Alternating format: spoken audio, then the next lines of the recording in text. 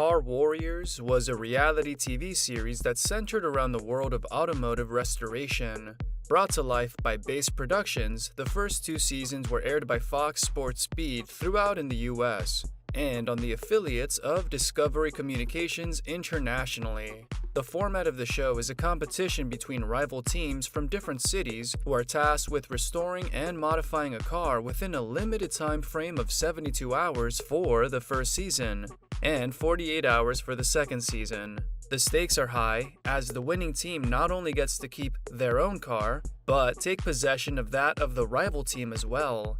So the outcome is dire for the losing team as they go home with nothing. The series' high stakes setting greatly bolsters the viewership, giving the fans a lot to bet on and hope for. Season 2 introduces a new twist, in which instead of the all-star team, a different local restoration crew is brought in to compete. In the first season, the show's concept revolves around a time-sensitive competition, reminiscent of the popular culinary TV show Iron Chef, but instead of cooking, the competition is focused on car restoration and modification. In every episode, a team of elite automobile industry specialists, known as the All-Stars, compete against a rival team from a distinguished automotive shop in their local area to restore and enhance a car within the 72-hour time frame. Both crews are provided with a comparable mystery vehicle to upgrade, as well as their own workspace within the studio, and an abundance of car pieces, attachments, and equipment provided by Napa Auto Parts and Hankook Tire. As part of the competition, both teams participate in an engine challenge, which can take one of two forms: either moving the car into a lift, removing the engine and transporting it to the so-called victory box marked by a square, or installing the wheels on the car, removing the jack stands, and wheeling the car into the victory box. The first team to reach the goal gets to choose one of the two available specialty engines to install in their car as part of their build. As the clock counts down, both teams must focus on the 5 key steps in car building: design, interior, fabrication and suspension, engine installation, paint and reassembly, including interior installation. Once the clock runs out, the cars are evaluated by a judging panel according to 4 criteria: interior, exterior, engine bay, and performance, with the victorious team rewarded as mentioned and the loser leaving empty-handed. A new format was introduced in the second installment, pitting 2 local teams against each other in a race against time. As the clock ticks down, they're only given 48 hours to complete their project, with each crew being assigned a lead technician to guide them throughout the process. The build essentials were also streamlined, focusing on 4 key areas: the engine and transmission, suspension, body and paint, and interior.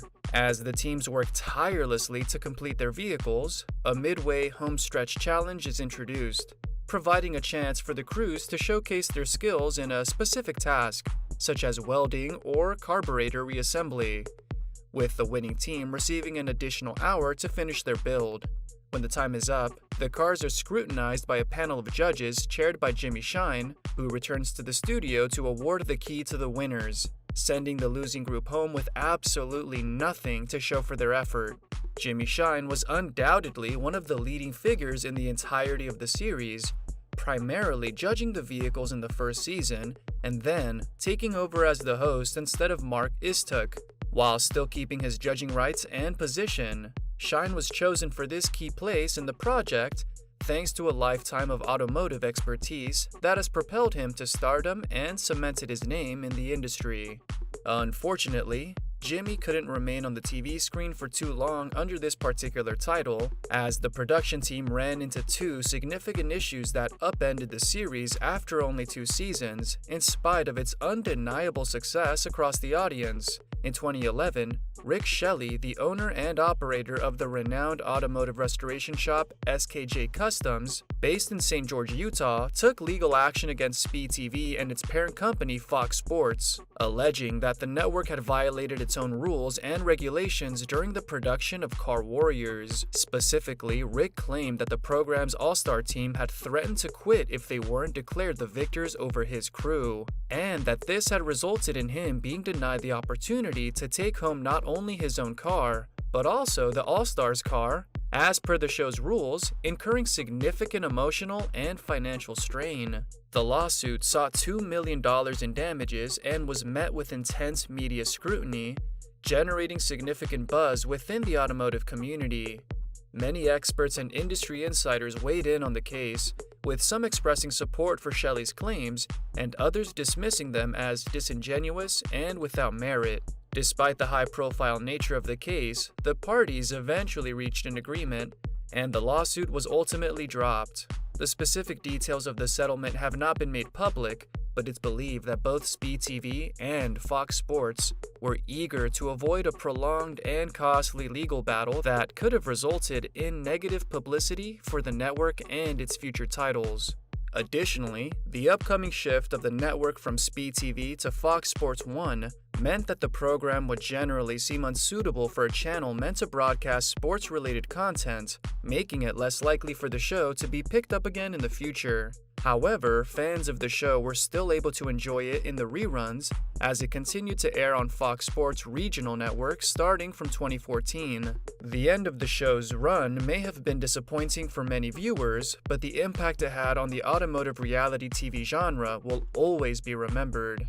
Jimmy Shine was born James D. Falschlener on the 23rd of October 1970 in California, USA. Jimmy's entrance into the world was marked by Gary Gabelich becoming the fastest man on the planet by setting the land speed record at 622.407 miles per hour or 1,000 kilometers per hour. Growing up in the suburbs of Orange County in his birth state, Jimmy was surrounded by a family deeply ingrained in mechanics and engines. His father Denny, mother Lynn, and brothers John and Ned all shared a passion for building, driving, and riding their own vehicles, with Denny competing in boat, hot rod, off-road bike, and drag racing. The vast fields and orange groves near their home provided the perfect playground for the brothers to test their motorcycles and other vehicles in relative safety, while evading the watchful eye of a local law enforcement officer nicknamed Strawberry. As they navigated through the carefree and less restrictive society of the 1970s and early 1980s, Jimmy and his friends spent their afternoons exploring the groves, hunting, and riding motorcycles. This period of freedom and experimentation instilled in Jimmy a deep passion for automobiles and motorbikes, and he began to channel this passion into building his own machines. It was during this time that Jimmy took on the ambitious project of constructing a street-purpose 327 CI Chevy-powered gasser, which included a 2x3 square-tube chassis, a 4-link suspension with a turbo 400 transmission, and a narrowed 9-Ford rear end. He spent over 2 years meticulously crafting the car, investing over $6,000 in the process. The 27th of April 1985 marked the start of Jimmy's journey as a hot rodder, as on this day he made the financial savvy decision to invest in an all-steel 40 Willys pickup truck for the reasonable price of $950, with an additional $25 for a trailer rental. On the 27th of April 1987, his dream machine came to life and went on its maiden voyage down Bryan Avenue at high speed. This fateful drive further solidified James' future as a car enthusiast and builder, earning him the nickname Jimmy Shine. Jimmy had the luck of starting his journey into the world of hot rodding and automotive customization in the 1980s, as it was a period in which the industry was thriving and cars were still relatively affordable.